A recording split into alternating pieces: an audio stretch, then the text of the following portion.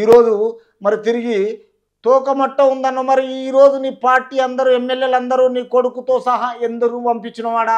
ఏం చూస్తారు? మీరు చేసిన అరాచకాలను ఏం చూస్తారాడా?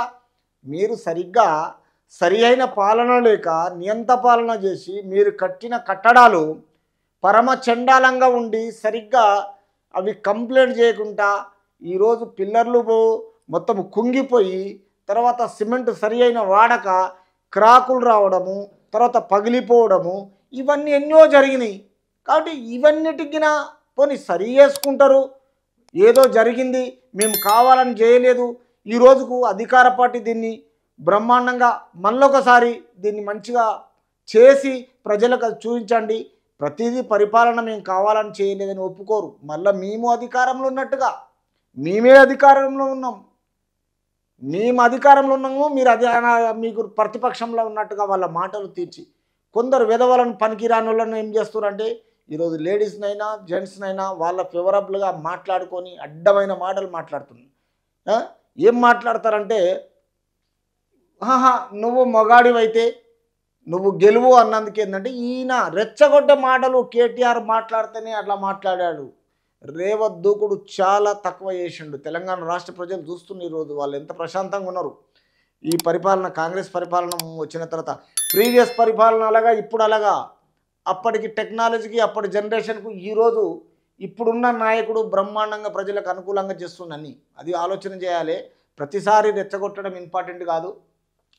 ఏ ఎడారి అడవులో లేక ఉన్నప్పుడు ఏ నీళ్లు లేనివి అన్నీ చూపించి ఇగో నువ్వు రాగానే ఇది జరిగింది అది జరిగింది, నీళ్లు లేవు ఇవి లేవు, మేడిగడ్డ కుంగిపోయింది, పిల్లర్లు కుంగిపోయినావు అని అనవసరంగా కాంగ్రెస్ ప్రభుత్వం విమర్శించడము.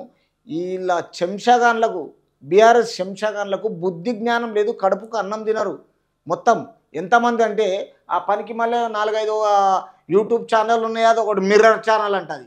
దానికి ఏం మాట్లాడుతుందో అర్థమే కాదు, ఏం మాట్లాడుతుందో అర్థం కాదు.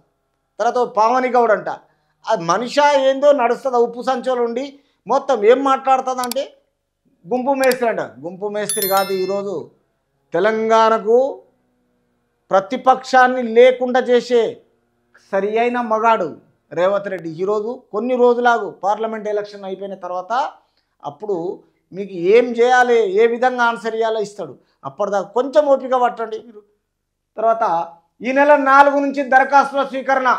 గత వీళ్ళ నోటిఫికేషన్ను మళ్ళీ దరఖాస్తు చేసుకునే అవసరం లేదు.